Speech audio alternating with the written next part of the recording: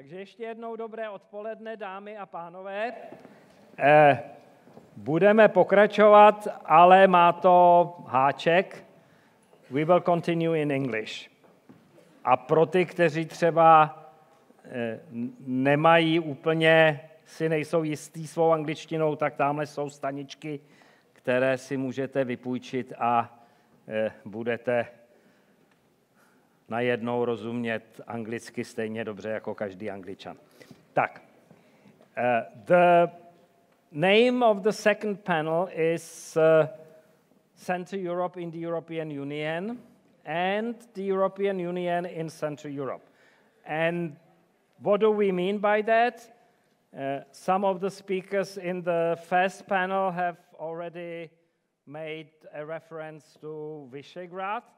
It was not always a complimentary reference, but it is true that in recent years, the cooperation between the 4 Central European countries, which started in Visegrad in 1991, and we should mention that Vaclav Havel was the spiritual father of the concept of Visegrad as a format for cooperation of countries that have shared large parts of their culture, of their history, of their ideas, and also of their problems over the course of centuries. But more recently, there has appeared criticism of the concept of Visegrad, in particular with the reference to the situation in Poland and in Hungary. There were some initiatives in this country that maybe we should abolish the concept of Visegrad, we should leave it because it's no longer serving any useful purpose now that we have the European concept. But from other parts of Europe, there have always been critical references to Central Europe and to the Visegrad grouping as a part of the European Union that may not be fully sharing the concepts of solidarity, the concepts of European values, and even the concepts of democracy. And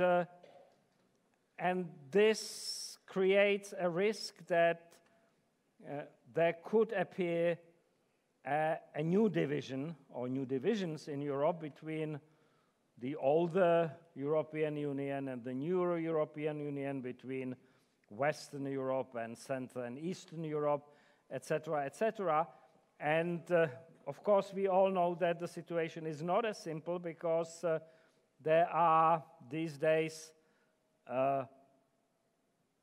cracks and dividing lines running not just between the east and the west of Europe, but also between the north and the south of Europe, and more importantly, within individual European countries and not just within the countries of Central Europe. So this is the framework that we're going to discuss in this panel. And to discuss it, I have 4 brilliant young participants from the 4 countries of the Visegrad group. My first panelist will be Jan Spiewak. He's a Polish social and self-government activist.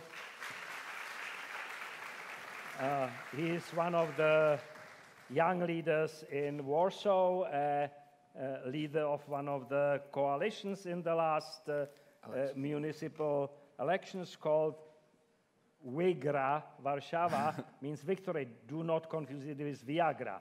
It's 2 different things. But so Jan Spiewak, welcome. Thank you. Karolína Farská comes from Slovakia, and she's one of the activists Hello, everyone. Of a well-known group, Slušné Slovensko, for a decent Slovakia, that came into being after the traumatic murders last year of the investigative journalist Jan Kyciak and his fiancée Martina Kushnirova. And Karolína is one of the activists and initiators and leaders of Slušné Slovensko, which is today one of the very influential civil society organizations in our neighborly Slovakia. So welcome, Karolína. Hello. Karoly Nagy is the president of Momentum Tizen X. Yeah. It's a mouthful, which is the youth organization of Momentum, one of the political movements in Hungary. He initially started his political activism with the Hungarian Liberal Party, and he's one of the young leaders in current Hungary. Karoly, welcome. Thank you. Glad to be here. And last but not least, we have a local. He is Václav Němec, a philosopher, a professor at the Charles University, but also a social activist whose energy is admirable because he's involved in practically every new civil society initiative that I learn about. So this is the Visegrad panel. This is Central Europe. This is the young Central Europe. And my first question to all of you, and we will start with Karolína here, is do we need Central Europe? I mean, is this still a useful thing to talk about, or is it just a historical thing and we can maybe put it to rest? Are there things that we have in common in Central Europe that we do not have in common in the same measure with other European countries? And how can we put the concept to a positive, good use? Thank you once again. Yes, this topic has been quite started in the first panel, and of course, every country in the world, like we are a part of this region, we have historical connections, sociological ones, and therefore there is a presumption that we would be a better partners in the creating of our futures and maybe even a vision for the European Union itself. When it comes to identity in connection to the European Union, some people seem to be quite frightened nowadays. I'm Slovak and I am European, and I think that what is quite often forgotten is the fact that being Polish, being Hungarian, being Czech, being Slovak does not make you less a part of the Europe, and being Europe also other way around. Slovakia could be used as an example nowadays, for example, when it comes to questioning our Slovak foreign policy orientation, when on one hand the official government declaration is clearly pro-Western, therefore clearly pro-democratic, pro-European, pro-NATO. However, then we have representatives who do not mind bowing down to the Russian authorities, for example. So it is quite hard to talk about this issue when the highest representatives are behaving in a contradictory approaches. But like you already mentioned, so in Slovakia, it is quite visible that an urge for a new way of governing is quite recent. It it could be seen not only at the squares after the murder of Jan and Martina, but also during the presidential elections we had this year, where people strictly, clearly voted for the candidate which is clearly pro-democratic and honor the liberal democracy, which is also kind of topic and the region of We4. So I think that the vision for, the pact for us also now should be to make a vision to the people so they do not need to choose from the opposite powers. So we should make a vision for the European Union, united in diversity, and us being a part of it. And that means not only Slovakia being a part of it, but also We4 being a part of it with our neighbors. Thank you. Karoly. Thanks. When I'm talking with the others who come from Slovakia or Poland or Czech Republic, and I'm talking about what's happening in Hungary, how Orban's regime works today, I see that they are understand it. So I think Central Europe can be a strong thing inside European Union. And when I talk with, for example, politicians from French or Scandinavian countries, they can't realize that autocratic system, how it works in Hungary. So I think this is the main thing that we need to cooperate with each other from the Visegrad country. And for example, if the democratic side do this, I think we can stop this populism together. Because in each country we are not enough strong. But if we can cooperate, we can do better things. So yeah, Central Europe is an important thing in Europe. Yeah. Yeah, Central. Thank you for inviting me. I love Prague, and every reason to come here is great. And this was a very specific reason and a very good reason to come. I believe that Central Europe is a fact, and we share the same history. We are all post-communistic countries, even though we are not quite similar. Czech Republic used to be a very rich country before the war, and Poland used to be a very poor country before the war. And Czech Republic used to be a democratic state before the war, till the end of the war, and Poland wasn't a democratic state before the war. We had our authoritarian regime in Poland that took over the government in the 20s. So even though we share very similar, I think we share very similar history and very similar problems. For what are you talking about the illiberal tendencies, and that our liberal democracy is under attack. I think that's true, and I think that but it's not unique for whole Europe. I believe that we have the same tendencies in other countries, not only Central European countries, but in other countries as well. We have a far-right populist government in Austria, for example, that a few days ago was rocked by a corruption scandal. Yeah?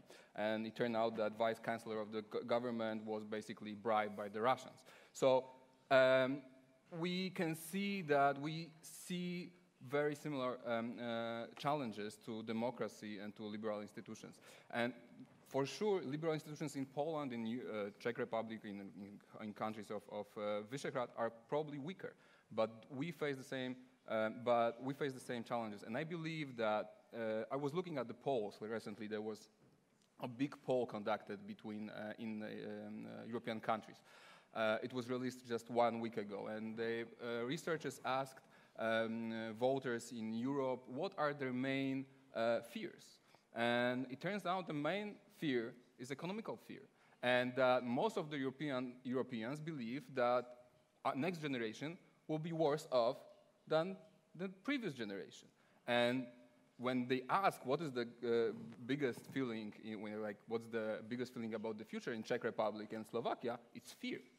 So we can ask ourselves, where does this fear come from? And I believe that this fear comes from economic anxieties, that European Union was invented as a peace project, but it was about not only about nations coming together, but also about fighting poverty and inequalities. And right now, I believe that the European Union is not doing enough to fight with inequalities and poverty.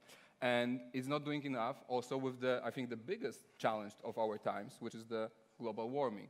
And I think that's the main issue we have to talk about. And if we talk about youth and we talk about the next generation, we need to talk about economy and how to make our world safe for the future generations, because the scientists, what are they saying? They are basically saying that we face extinction. And this is quite a big news for me, at least.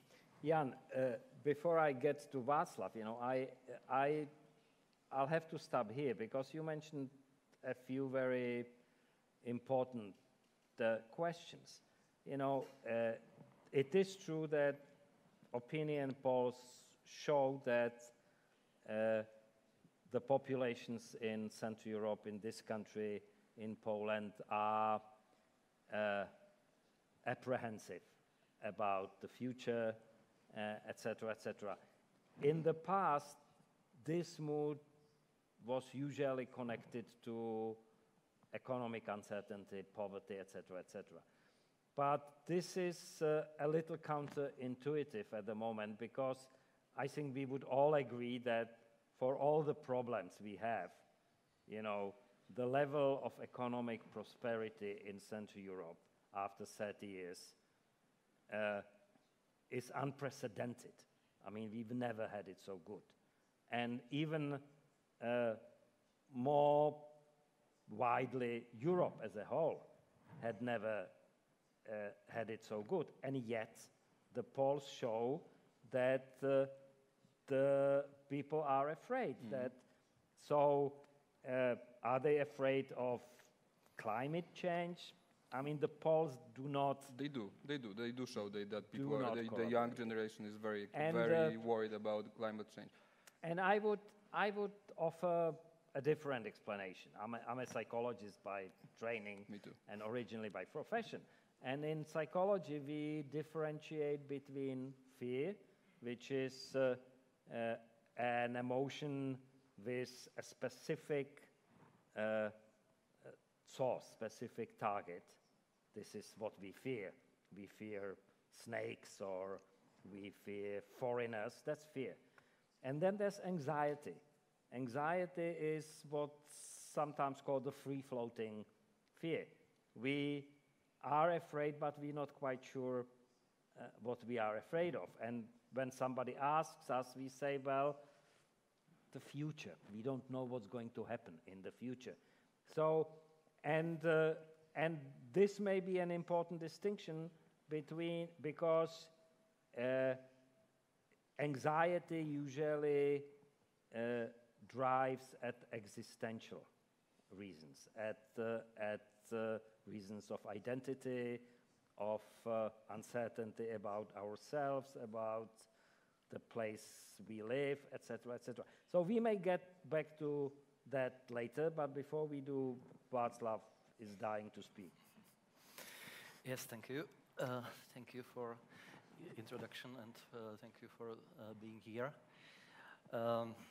So I would like to speak about the special about post-communist countries in this region, and I think we have the same specters haunting our countries, and some of them were mentioned before, and I think the main specter is the populism and is the loss of confidence in liberal democracy.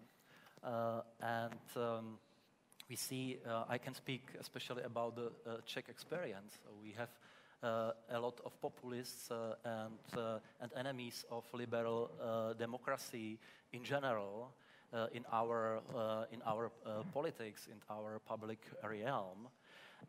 But as a matter of fact, our society is divided, is deeply divided, because we have a lot of people who lost their confidence in liberal democracy, and then we have a part of society which keeps advocating the liberal democracy and which stays pro-Western. And I think this division of society is very, very typical phenomenon of our days. And what is especially typical for our region is the exaggerated reaction against or to the refugee crisis, which culminated in Europe in 2015. Czech Republic is a very typical case in this respect. Although the Czech Republic has not really been touched by this crisis, this topic became a key virtual topic in the public realm, and not only extremist parties, but also other political players try to gain cheap political points regarding or from this topic, and this exaggerated reaction is something which is significant, and we can see that this topic was in huge measure misused by our politicians and by our political parties. And this is not surprising that the same politicians who misused this crisis are keen on the campaign against the domestic liberal democracy, and they are at the same time very sympathetic towards despotic regimes such as China and Russia. And I think our problem is, the main problem of the Czech democracy, not only of the Czech democracy today, is that there is a synergy of or a broad coalition of enemies of the liberal democracy, which have their sympathy towards despotic regimes. And the other very important point is that we have this group of our domestic enemies of liberal democracy, and we have the foreign enemies of liberal democracy. It means the despotic regimes as Russia and China, which have learned to benefit from the weaknesses of the Western democracies, and which are able to interfere into their inner affairs. And I think this mix, this combination, is very dangerous. It's very risky for our region these days. Well, it's the combination of several factors, as you just mentioned, that may be the reason for the combustive mixture. But when we parse it, you're absolutely right about the refugees. This is the paradox of Central Europe, I would call it. I mean, we have fear of refugees without refugees. I mean, there are very, very few refugees to come by. But in other respects, I don't think we should feel ourselves in such an exclusive position. I mean, the illiberal tendencies are Europe-wide. And we are coming up to the elections at the end of the week, and the merciless numbers of statistics are telling us that in each successive European election from 1979 on, the turnout of voters has gone down across Europe, and the number of votes for the populist or non-systemic or illiberal parties has gone up. And we should be careful about predicting, but I would myself be surprised if at the end of the week we come up with a different outcome. So there is something that makes democracy, liberal democracy, less popular in Europe, and it's not just in Central Europe. Mm-hmm. What is it? What could it be? I would continue on really the fact that we are waiting for the European Parliament elections, and from my position from Slovakia, so just 3 times, just 4 times in the 3 last elections, the election turnout was lower than 20%. Once it was in Czech. Well, you beat us all with 13%. Yes, but 3 times it was Slovakia. We had just 13%. But the fact is that I think, I'm not sure, but based on the statistic, it should raise. The question is why it should raise, whether people are more interested in European Union and being a part of the process, or it is because, and that is probably the answer to that, that there are also another forces, opinions, like being Eurosceptic, being populistic, being far-right or far-wing oriented is more popular, and therefore this could really rise the turnout. So when we were talking about the change of the result, so the result probably will be changed, because also the turnout maybe will or will not be, but the spectrum of the people who are defending these ideas differs. Well, let's be realistic here. I mean, the latest predictions for the elections are that in France, the Front National will probably come out the first before the Macron party. The British voters will vote again, and it will be what appears so far. It will be a massacre. Because most of the seats will be won by the Farage party, and then you get Italy, you get Netherlands, you get the not prevailing, not majority, but strong populist parties in Sweden, in Finland, etc., etc. So, you know, it would be, I would love to see a miracle, but it would be a miracle if the result is very optimistic. Wouldn't you agree? I have some fear about this election, because in Hungary, Fidesz, the government party, will win. And maybe it will be the biggest win from the Fidesz in Hungary, and it shows that Hungary it's kind of far from Europe and more closer to Russia nowadays, which is not good. I would like to step back a bit. I think there are 2 principles, European values, which is kind of competing or racing with each other. One is safety, and the other is freedom. And all of the populist parties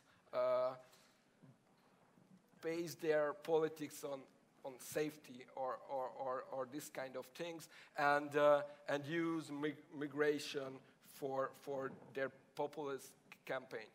And the other part is freedom, because we, mostly young generation, would like to live in a free Europe, would like to move to other countries, etc.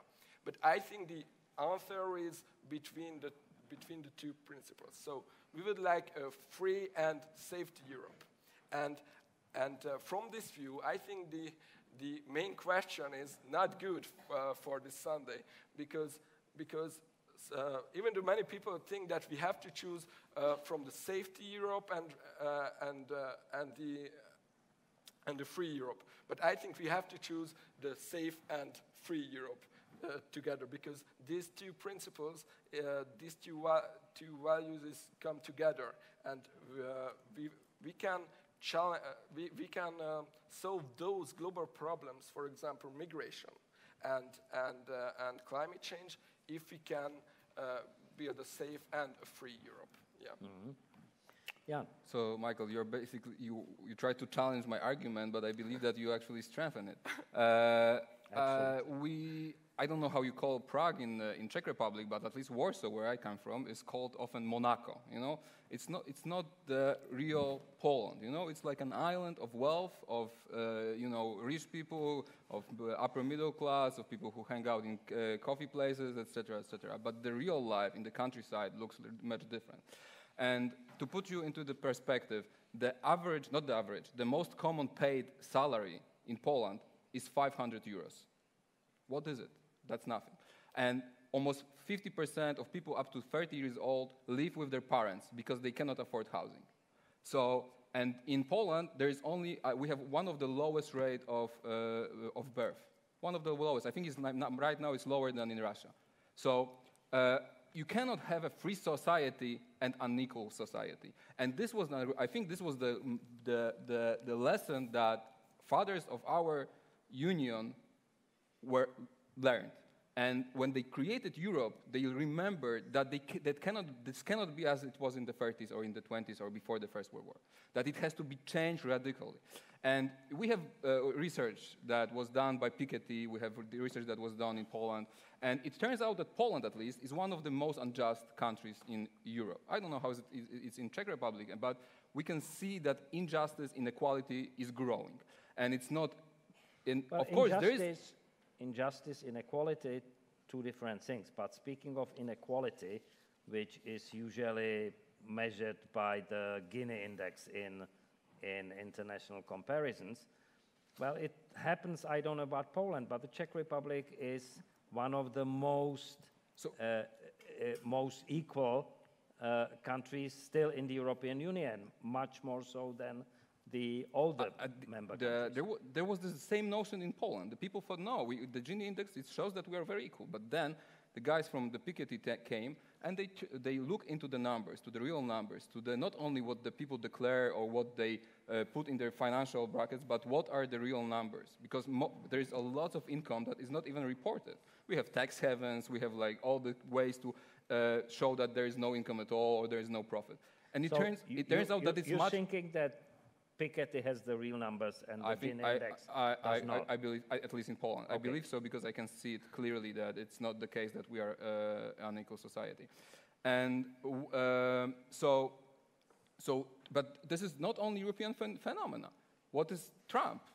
Trump is probably the biggest, I think that at least from my perspective, this is the biggest, I don't know what's the good word to say it, but it's like, wow, how this could have happened in America, that liberal institutions are so easily overturned by a person who wants to be basically a dictator. I sympathize with that, Jan, but today we have the luxury of being able to discuss European Union. Just to finish, and you're saying about 1979, and I believe that there was also a Stiglitz report published a few weeks ago. I don't know if you're familiar with it. And Stiglitz says 3 things we have to do to combat populism, to combat far-right populism, and to combat global warming. We have to tax the rich. We have to tax multinational corporations that don't pay any taxes right now. And we need to strengthen labor unions, which are weak, and they are responsible for the growth of average salaries. And that's basically the simple answer to save our liberal democracy, is to do this. And that's the solutions that are here on the table, that are very well documented by researchers. And I think that we should focus on, and that's what we should talk about. I get a point, although I have a question. I will leave it for later. Václav. Okay, we touched a very important question. And I have my own theory for this, and if you have patience to listen to me, I can explain it. I think the problem is also economy, but not only the economy.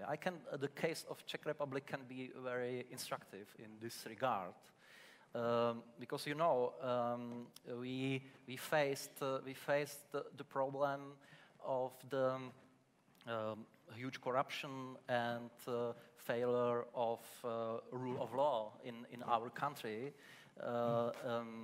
And it was a very serious problem in post-Velvet Revolution development in the Czech Republic. And in fact, the problem was even worse, because we faced colonization of democratic institutions by shady economic groups behind scenes. And we can speak really about state capture or colonization of public institutions by this group or by this subject. And I think it was one of the reasons which has shaken the confidence in liberal democracy, because a lot of people didn't feel represented by the institutions. And I think the problem was not only economy, but a very specific connection between economy and politics. And I think this problem was very deep, and I am convinced that the problem was deeper in the post-communist countries than in the Western democracies. But I think the same problem is to a certain measure, the problem of Western democracies as well, and especially in the period of global capitalism. And I think in this period are the democratic institutions or institution of democratic states very weak. And I think that the dominance of economy and of economic players over the public realm and over politics or public institution is the problem. It is one of the reasons why a lot of people lost their confidence into liberal democracy. I agree with you on this 100%. But the situation persists, and I'm afraid that one of the reasons why, for the relative lack of popularity of the EU, is that when we joined the EU in 2004, we all expected that it will help us quite rapidly strengthen the rule of the law, the justice in the society, and so on and so on. I was in the parliament at that moment, and we adopted all kinds of laws related to the entry into the European Union to help it along. And it's 15 years later, and many people feel, it's still there. Of course, it's not. We should not blame the EU for this. It's our own problem. But the truth is that the help or the support in this that we expected has not really materialized. But I want to ask you another question. Again, going back to the start of the Visegrad cooperation. When Josef Antal and Václav Havel and Lech Walesa started the group, there was an explicit reasoning, especially in some of the Havel's statements, that because of our joint experience with totalitarian systems, with communism, we had a specific experience that we could bring into the European Union as our contribution, and to strengthen the case of freedom and human rights and democracy. And it appears it did not happen as intended, that we are sometimes exporting the lack of respect for democracy and for human rights, etc., etc. But there is one, and you are all very competent to speak on this. There is one area where we may be onto something, and that was Havel's insistence on the power of the civil society, on the power of the powerless, on that when the normal procedures fail, people can organize and can go out and can express their views and can become a force of sorts to help achieve social change. And this certainly happened in Slovakia, and maybe more than one time. It happened once before during the Mečiar's government in the 1990s. In Poland, I was there 2 weeks ago, civil society is very much alive and is not going to back down. And in Hungary, civil society may be the only hope at the moment of defense. And we have had several public rallies in the last few weeks, and I think we're going to have another one tomorrow, right? That is also a case in point. So is this the contribution Central Europe can make to the fight for liberal democracy and against its enemies? What do you think? Even after 30 years after the fall of Iron Curtain, so in each of our countries, we can say that still we are facing a threats of not respecting rule of law, of actually not really honoring liberal democratic principles, etc. Maybe this is even an answer to that civic societies in each of these countries are so active because they have to still fight these tries or let's say like that. But I think that one of the things we are all facing right now, also in a case of civic society being there, being active and calling for the organs to be responsible, is that we have maybe kind of problem of how to transport our content. Last week, actually, I was with the Austrian President Alexander Van der Bellen, and we talked about the fact that nowadays there is like a huge merge of content, like in a viral space, in the social media, but also like everywhere else, and it's quite hard for the citizen, you know, like to spare it and to know like what is right and what is actually happening. And the threat here also is like, you in Hungary could say it even more, that the civic society there has it really, really bad. I cannot imagine it like you have it there. So this is, I think, also one of the maybe things we have to struggle and we have to solve somehow, because when we cannot transport our content and we cannot transform the ideas which we stand for, so then it doesn't really matter because another content is going to be transformed. So yes. It's, when you said Havel was told to the Europe we can transport some experience from the autocratic system. As I say, we show Europe how we can go back to this autocratic system.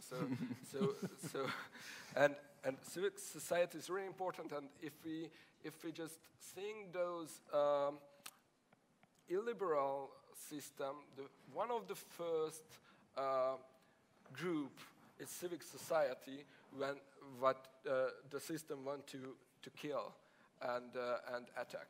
In Hungary, yesterday I got a message from countryside. There were civic women who wanted to apply for counting votes to the election on Sunday. And this is a little village. And the governor of the village told to these women if they want to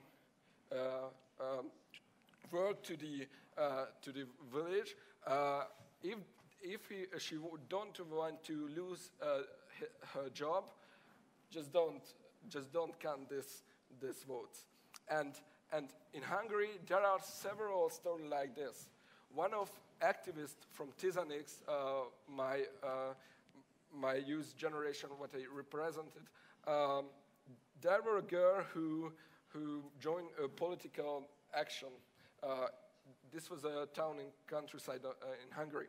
And next day, the director of the school just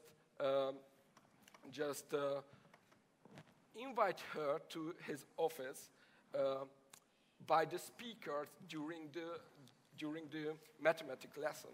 Everybody in the school know that she have to go to the director. And why? The director said just that.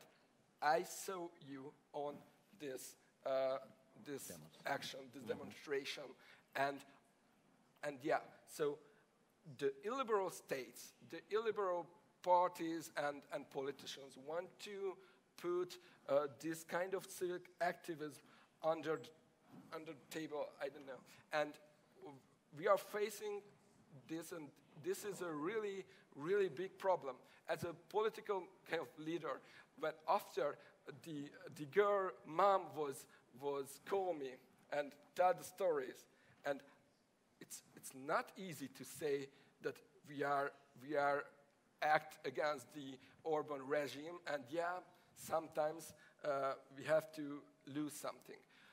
Last story: when I joined the Momentum movement, next week my scholarship was cancelled, and after after my first bigger television show where I talked about the Orban's football system, because I was playing football on Orban's football club, Puskás Academy. Yeah, I got a telephone from the academy, and they say that if I continue my political work, sometimes I got some bad things. Yeah, they was the guy who canceled my scholarship. So yeah, in a liberal state, civic society is kind of easier to do, but illiberal state, this is the big thing what the system want to kill first. And I think in Hungary, they just almost killed that. Mm-hmm. Thank you. Jan. Wow, that's nothing to compare with Poland. I'm really shocked about the situation in Hungary, and I can only ask why Orban is still a member of EPP. How is it possible that EPP, ruling group, I believe, in the European Union, is still accepting somebody who basically is destroying democracy, but also not only democracy, but lives of ordinary people. And that's one point. In Poland, civil society, I think it's quite strong, but we have other problems. I think that I believe that the biggest lesson that comes from the Havel Wałęsa era was the history of solidarity movement, was the history of creating the biggest labor union, which basically became a social movement, and at the peak of its history, it gathered 10 million people in the country of 38 million citizens, which is an amazing story. And how did it happen? It happened because not only the workers were the part of the movement, but also the intelligentsia. They went together.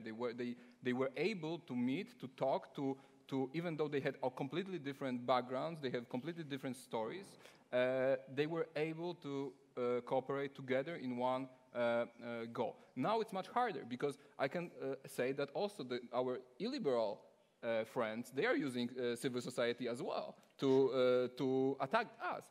What did the Law and Justice, the ruling party in Poland, did when they lost elections? They were in the opposition for 8 years. Immediately, they started to run church association. They started to run their own media. They started to run their own clubs. And they used the force of the civil society basically to overthrow I won't say they did overthrow, because the situation is really different than in Hungary. We are not in such a bad situation as Hungary. But still, so I believe that we need to, especially in the education, and I think that European Union can have big impact on this. We need to teach people in the schools, in the high schools, in elementary schools, to cooperate, to trust each other, to be more active and civic engaged. And I believe that right now, at least in Poland, the model is rather compete, be individualistic, and get rich. Basically, that's what this is put in the people's mind. And I believe that this is not it's not enough. Václav? Civic society. The civic society is an essential part of the liberal democracy. And this is exactly the reason why the enemies of liberal democracy attack it alongside other pillars of liberal democracy, such as rule of law, independent justice, independent media, or human rights and freedom. But, however, the civic society tends to become more active if the politic power misuses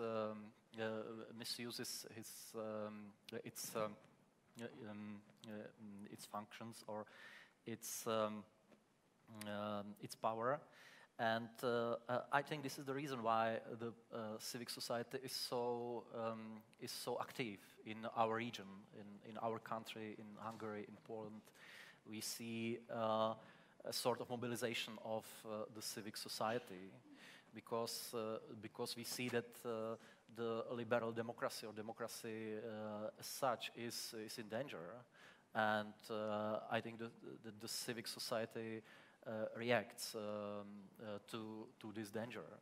Mm-hmm. And but it's the question if it works, because I'm afraid that the governments or the power got immune against the methods or strategies of civic society, and we can consider it in the Czech Republic that they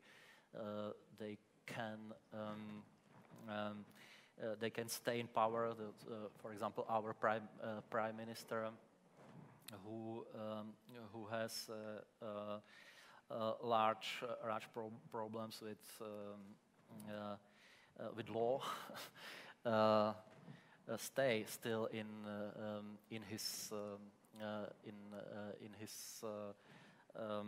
the government, and I think this is the problem, that the power got immune against our strategies and against our methods of combating. Yes, indeed. But I think we should take some questions from the floor. I have two interesting questions from Monica. The first question is, could the chair let the panelists speak? Does any of you feel I'm not letting you speak? Okay. So we'll take the second question. What are your ideas regarding addressing economic issues, social inequalities, etc.? That's a serious question, so please. Jan, maybe you would like to start. I think you opened the subject. Yeah, I believe that it's all about taxes, and about having progressive taxation. And we are, but I believe that this idea that the trickle-down economics, you know the story, yeah, that the rich will get richer and the poor will then start be richer. It doesn't work. It's not true. And this neoliberal idea that we have to allow rich people to get richer and then we'll all profit is just basically, it's not true. And I think it's proven by economists that we just need high taxes on the rich. We need high taxes on the multicultural companies. And I believe that the problem is that we don't have this kind of unity among European nations. When you look at Jean-Claude Juncker, who is the head of the European Commission, what did he do when he was the Prime Minister of Luxembourg? He basically turned Luxembourg into a tax haven. It's not the way that we can address this issue. And I think he's not a leader who can answer to this kind of challenges. So hopefully the next president of the European Commission will be much more progressive on this issue. Would you consider yourself a Corbynista? I think I'm center left for sure, and I'm not that left, I believe, as Corbyn is.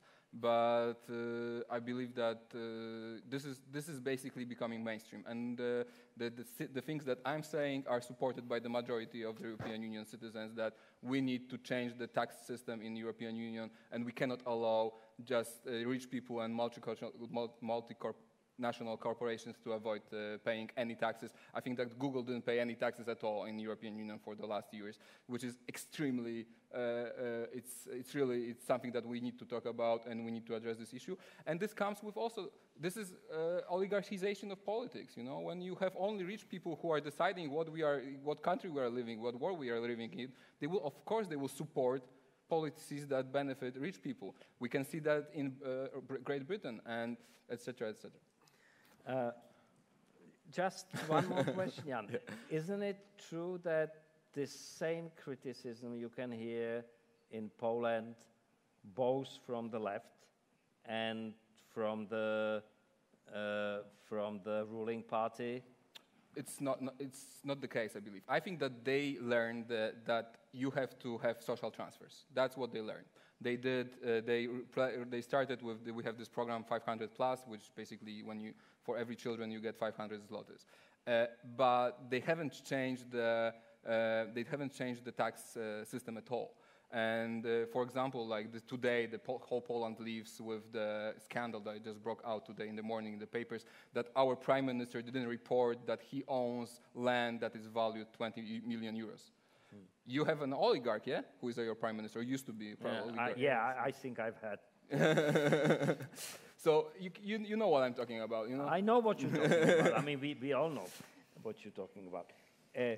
Okay, maybe this is something I was not sure I understood. Should the EU, after Brexit, expand and fill in the empty seats? I'm not sure whether the question is meant, should we accept other countries after Britain leaves, or should we just grab the 72 seats that Britain currently has in the European Parliament and occupy them? Well, more seriously, how should we treat in Central Europe? What is our interest in Central Europe in treating the Brexit? I mean, how are we going to be impacted? Should we be happy? I mean, it's under the current government, it's a neoliberal economy, so maybe Jan will be happy that it's no longer there. It's a funny thing, if I can interrupt you. There are 3 countries in the OECD that basically for the last 2 and 3 years, the life expectancy rate is shrinking. It's Poland, Great Britain, and the United States. Life expectancy shrinking. Yeah. Well, okay, this is a subject I like, because I often talk at meetings not just in the Monaco in Prague. They call it the Pražská kavárna, the Prague coffee house, but all across the country. And sometimes, especially older audiences will come and say, things used to be much better. In the old days, we had job security and free education and free healthcare, and look at the mess today. And when I run out of arguments, I say one thing which to me is indisputable. The mean life expectancy in this country since 1989 has risen by 9.5 years, almost 10 years in 30 years. In Russia, in the meantime, it has also risen by 6 months. So I think this is, at least in this country, this is not a valid argument against liberal democracy. But regarding the Brexit, yes, back to Brexit. I think it's a good lesson for us. I think because we can see that a Czechit would be a crazy thing, and that we can see how the thing is very complicated in the case of Great Britain, and I think it is illusion to make the Great Britain great again, and I think the worse illusion is to make the Czech Republic great again, because the Czech Republic wasn't great when the Czech Republic tried to keep its sovereignty. So I think the question, the sovereignty for our country is an illusion if it is not guaranteed by the European powers.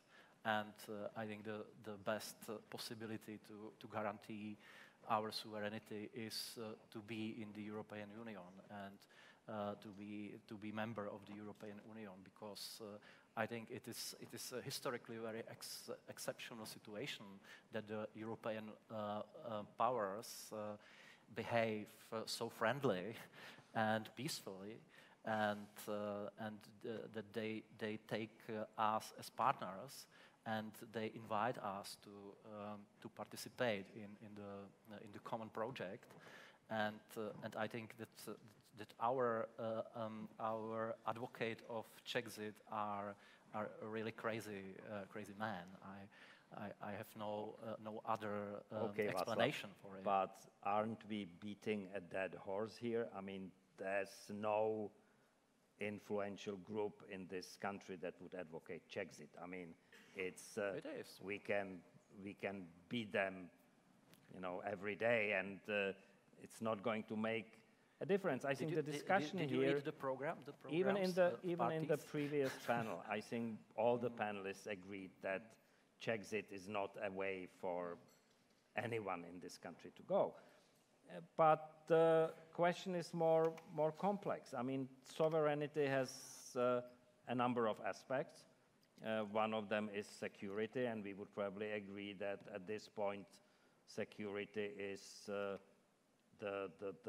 best guarantor of our security is NATO and Article 5, because the EU does not have the military capacity to do their job for us, and that the sovereignty within the EU is a kind of a trade-off.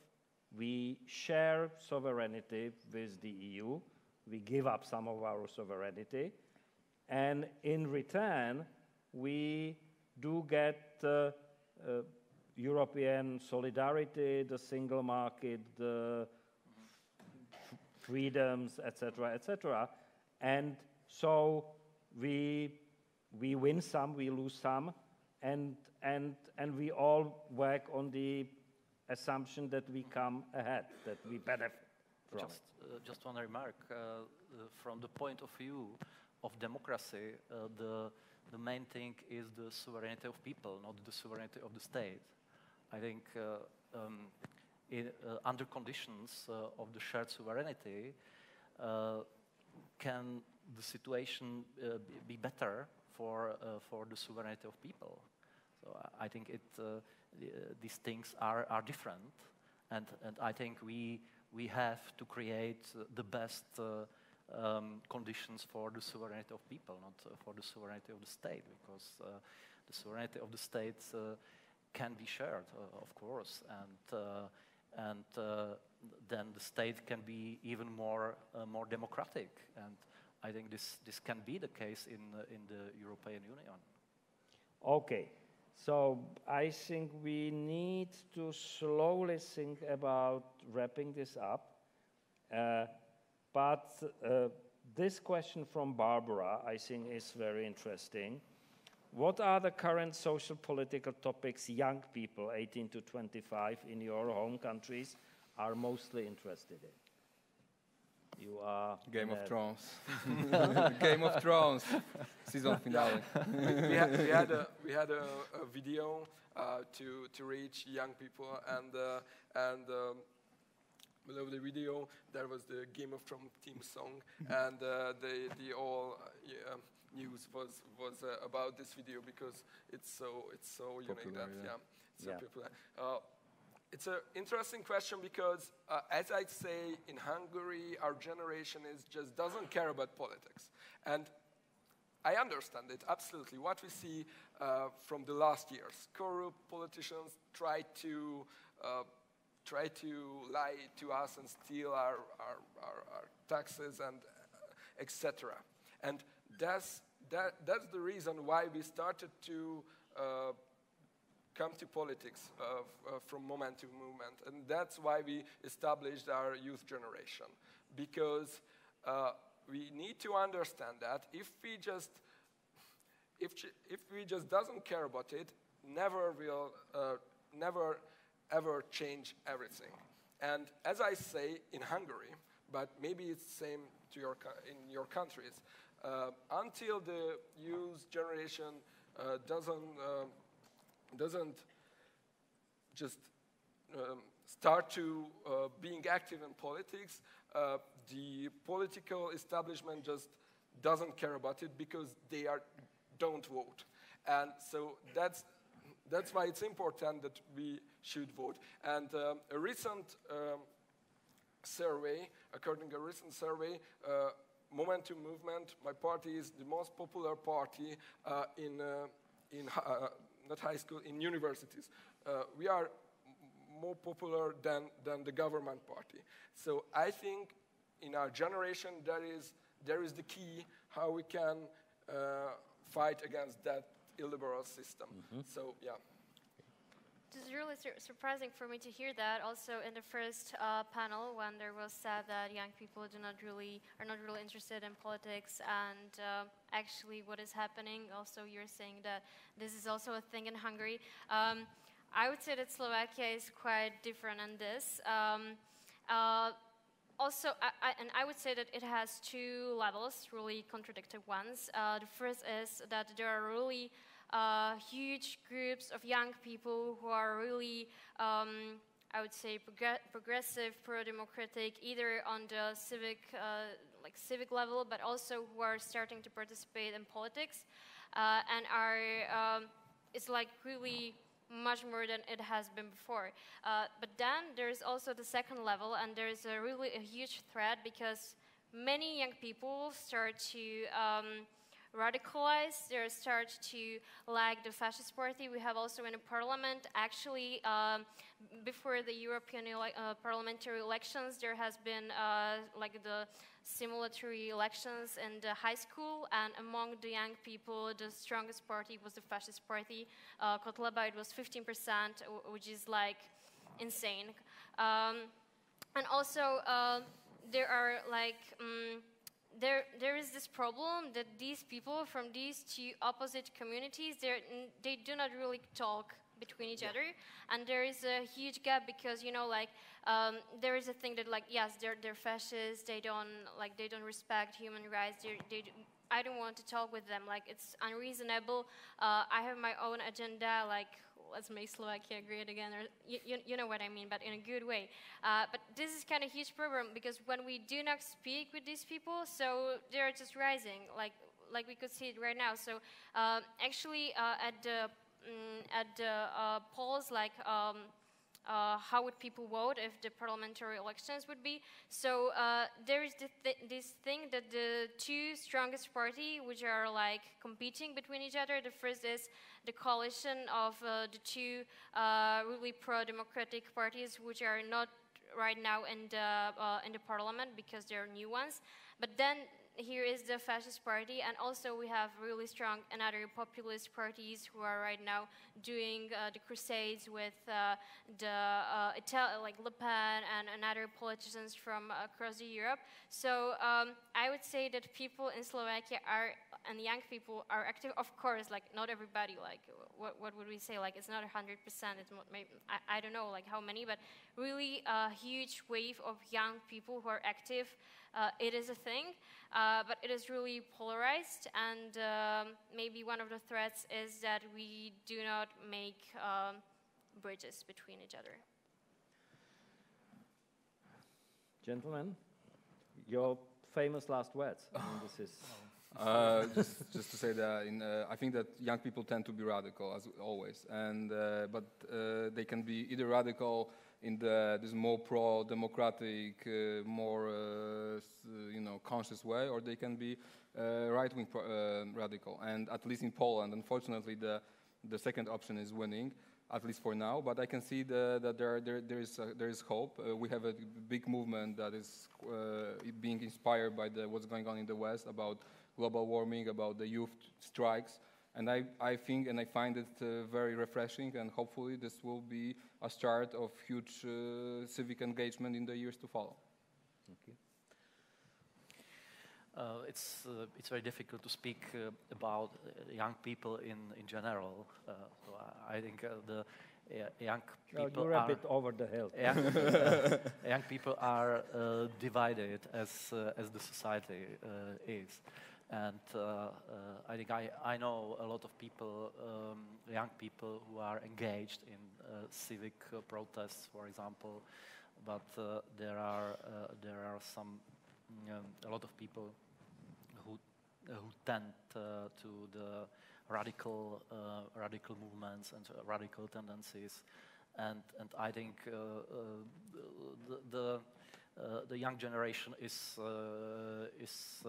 in or to some in some regard a mirror of the whole society. Mm-hmm.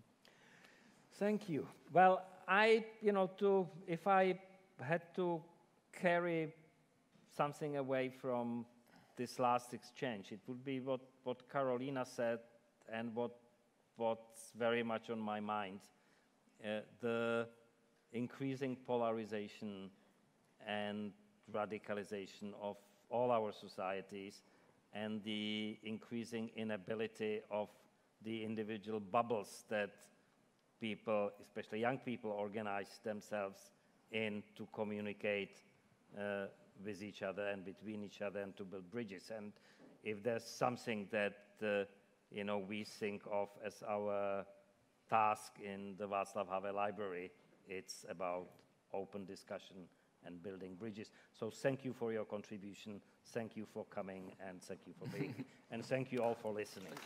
Karolína, Farská, Karoly Nagy, Žantovský, and Václav Němec.